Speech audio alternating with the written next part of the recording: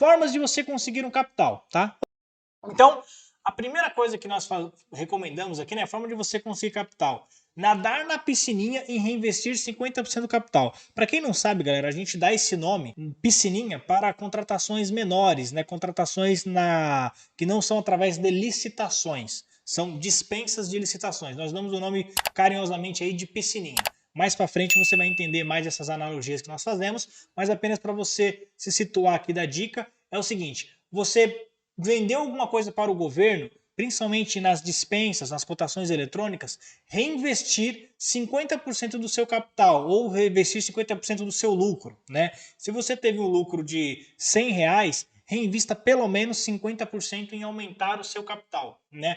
É interessante que você nunca deixe de aumentar o seu capital se você tem uma previsão de expansão e, claro, se faz parte da sua estratégia aí ter um bom capital de giro para poder não ficar descoberto, digamos assim, um eventual atraso, né? Se você trabalha alavancado ou se você não quer ter capital, tudo bem, né? Mas a maneira mais segura que nós indicamos aqui é que você sempre reinvista uma parte do seu lucro. Até hoje a Magna trabalha dessa maneira, né?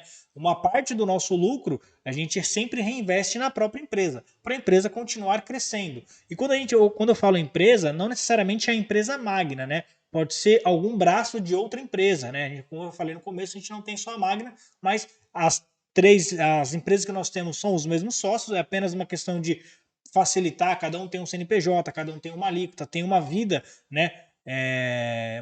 Uma pessoa jurídica diferente, é mais fácil para controlar, então a gente sempre tenta, de uma maneira ou de outra, estar reinvestindo o lucro dessas empresas, ou nelas mesmas, ou no grupo, digamos assim, né? Mas nunca deixe de reinvestir, galera. E esse reinvestimento, ele vai retornar para você de alguma maneira, né? Se você investe na sua empresa, em algo que você é a sua fonte de renda, ela tende a dar uma renda melhor, né? Maior. Então, sempre reinvestir.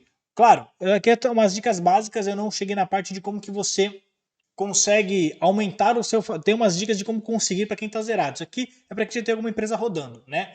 Outra dica é o seguinte, se você está procurando começar nesse mercado agora, você até entende de licitações, mas você não tem um capital, procure fazer sociedade com alguém que tenha. Existem pessoas que entram apenas como um sócio investidor, que eu já vou até passar aqui, que é a próxima dica. Existe o sócio que ele vai dividir para você a mão de obra, né? Assim como foi a Magna no começo, os 3 sócios, ou no caso, quando a gente começou a empresa, os 5 sócios, entrou com o conhecimento, a gente não tinha capital para começar a rodar. Foi mão de obra, sentar 5 pessoas para trabalhar, né? Claro, o lucro divide sempre para 5 também. São 5 pessoas trabalhando, mas divide sempre para 5. Com o tempo, a gente foi adaptando a empresa. Algumas pessoas tiveram que sair, algumas optaram por sair por questões pessoais ou de carreira mesmo, enfim. E aí ficaram os 3 sócios e com o tempo a gente foi crescendo a empresa, né? Mas se você não tem esse sócio para dividir com você a mão de obra, já procure então um talvez que te ajude na parte financeira, né? Tem alguns custos iniciais para você abrir uma empresa, né? Quem já tem uma empresa aberta, você sabe o que eu estou falando. Se você vai abrir um MEI, tudo bem, o MEI não tem tantos custos, né? Além do custo do imposto inicial. Mas se você vai abrir uma ME, uma EPP, você vai precisar de um contador,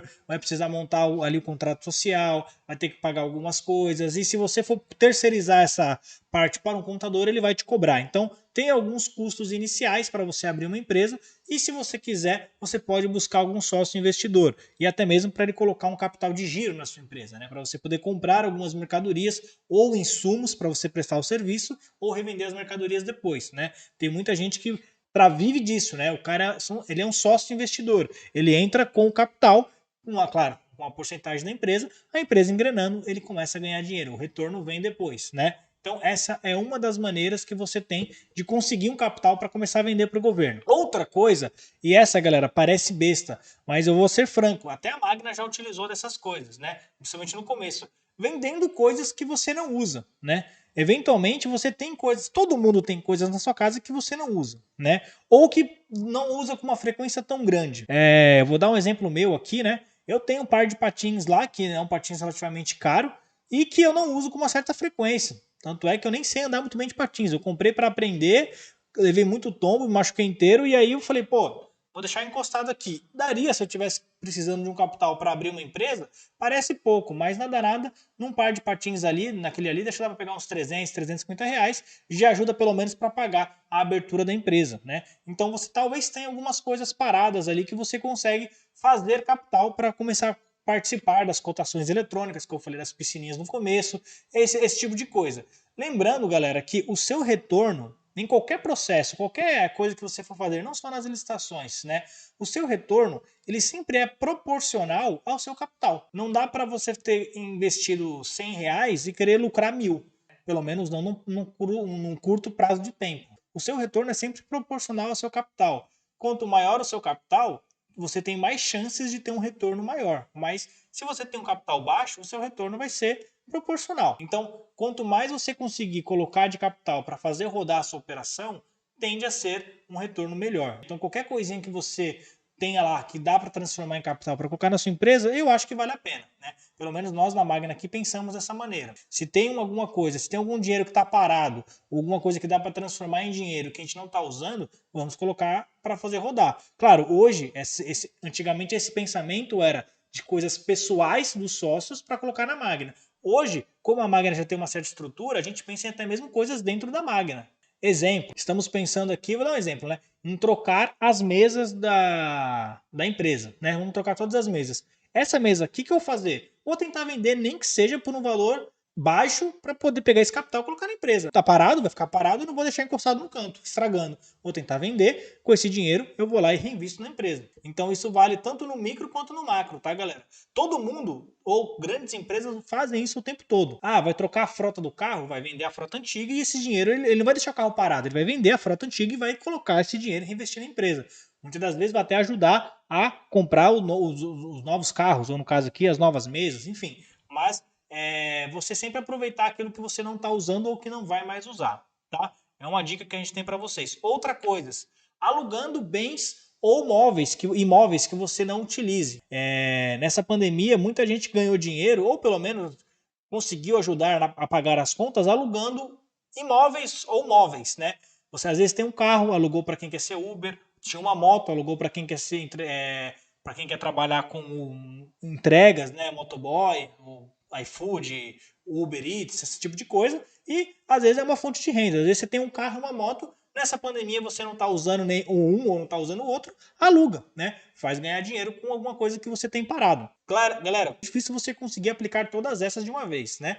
Eu estou aqui tentando dar ideias para vocês de como vocês conseguirem algum capital para conseguir vender, abrir a sua empresa, né? Como começar a rodar a sua empresa, seja vendendo para o governo ou qualquer outra coisa. Essas regras se aplicam aqui para qualquer coisa, né? Para qualquer empreendimento, na verdade. Mas a ideia é que vocês tenham algum start aqui, alguma ideia de como que vocês conseguem um capital, se o seu problema hoje é capital, para vender para o governo ou para começar a fazer a sua empresa rodar, beleza? Outra coisa aqui que você consegue fazer também é conseguir um empréstimo familiar ou bancário. E aqui eu já puxo um parênteses novamente falando que nós da Magna já precisamos desse tipo de empréstimo, tanto o familiar quanto o bancário. Se você conseguir, tiver uma boa relação com algum parente seu, eu acho que o familiar tende a ser melhor. Por quê? Você consegue negociar uma taxa de juros melhor do que no banco. É difícil você negociar uma taxa no banco tão atrativa, né, tão interessante quanto com o familiar. Claro, galera, isso depende muito da sua família, do relacionamento que você tem com a sua família, com os seus parentes, enfim. Mas nós da Magna aqui já precisamos, inclusive o Bruno já contou essa história, mas eventualmente ele pode contar de novo, que no começo da Magna nós precisávamos acho que de cerca de 8.000 para fazer algumas aquisições aqui na Magna, e o pai do Bruno foi quem nos ajudou no começo, nós não tínhamos esse capital. E aí, com esse dinheiro, nós tínhamos uma parte, se não me engano, ele entrou com uma outra parte, e aí a gente honrou os nossos pagamentos, né? Conseguiu pagar tanto o restante que nós parcelamos, quanto o pai do Bruno. Na verdade, nós devolvemos para o Bruno. Aí a questão dele com o pai dele, ele se resolve lá, mas nós conseguimos fazer nossos pagamentos e foi isso que nos ajudou, né? Às vezes, galera, não vejam isso como é que eu posso dizer? Você pegar um dinheiro emprestado ou você ter dívidas faz parte da vida de praticamente todo mundo, né? Agora, o problema são o quê? Dívidas descontroladas. Agora, ter dívidas todo mundo tem, né? A partir do momento que você tem uma conta de luz, onde você faz o consumo para depois você pagar, você está criando uma dívida. Quando você passa o seu cartão no crédito para no final do mês vir uma fatura, você está criando uma dívida, né? Você vai começar a dever à empresa do cartão. Claro, são dívidas controladas, né? Não quer dizer que você não vai pagar. Às vezes na sua empresa você só precisa disso, é de um valor para você começar a rodar, você vai criar uma dívida, mas é uma dívida controlada, né? Nunca vou falar para você fazer algo absurdo, né? Pegar um dinheiro emprestado ou fazer algo que você não tenha condições de pagar. O objetivo aqui dessa aula é que você tenha um start, ou pelo menos uma ideia de como conseguir esse dinheiro para fazer rodar a sua empresa. Estou dando algumas sugestões, né? A gente tentou mapear aqui, fazendo uma conversa entre os sócios para tentar te dar alguma luz no fim do túnel. Muitas pessoas entram em contato com a gente falando: olha, eu estou começando a empresa agora e meu grande problema é não ter capital de giro, eu não consigo fazer a empresa rodar. E aí a gente falou, vamos tentar fazer uma live para ajudar essa galera, né? Como que você consegue isso? E ó, daqui, galera, a gente já teve várias aqui que a gente já fez. Procurar sócios para o nosso caso, né? Nós começamos uns sócios aqui que não tinha muito dinheiro, mas juntou sócio, vendemos coisas que não usamos, alugar bens móveis, não necessariamente para a empresa, mas nós já fizemos também, pessoalmente, né? Não para a empresa. Agora, empréstimo familiar já pegamos para a empresa e no banco já fizemos para a empresa também. Como eu falei, galera, ter dívidas faz parte da vida de quase todo mundo. Agora, o problema é você ter uma dívida que você não tem controle, né? Se for uma dívida controlada, não tem problema. Outra coisa aqui, galera, são programas que o governo tem. Se você tem uma empresa pequena, abrir uma empresa, está começando a rodar, o governo ele tem alguns programas onde você consegue pegar esse capital para fazer rodar a sua operação e depois você paga, né? Normal. Mas como é uma iniciativa do governo, tende a ter uma taxa mais atrativa do que você pegar um empréstimo no banco, por exemplo, né? Eu mapeei alguns aqui, galera, e de cabeça, quando eu preparei os slides eu estava até lendo, mas eu não vou conseguir falar para vocês, né, na prática qual que é cada programa. Eu não tenho o nome, se você tiver interesse eu vou pedir para você buscar depois. Eu vou ficar devendo aqui para que serve cada programa desse do governo, né? Do governo federal. O Pronamp, eu sei que ele foi criado na pandemia e já está com uma previsão agora de ficar mesmo quando a pandemia acabar, né? É um programa para incentivar as empresas. O PNMPO é um programa também que esse eu não já tem algum tempo, mas ele é para pequenas empresas, né? É Programa Nacional, acho que de micro e pequena empresa, eu não lembro o que era o O, mas é um programa voltado para quem é pequeno, para quem é ME, EPP, ou microempreendedor, pequena empresa, né? Então, se você está com alguma dificuldade, pesquise sobre esse programa também. Esse Proger Urbano Capital de Giro é um programa também feito só para capital de giro das empresas, que eu acho que vale a pena você buscar. E temos também o Antecipagov, né? Esse aí já é bem voltado para você que vende para o governo, que quer vender para o governo nas licitações. Esse eu tenho um pouco mais de propriedade para falar, porque está na área que a gente faz aqui, que é das licitações, né?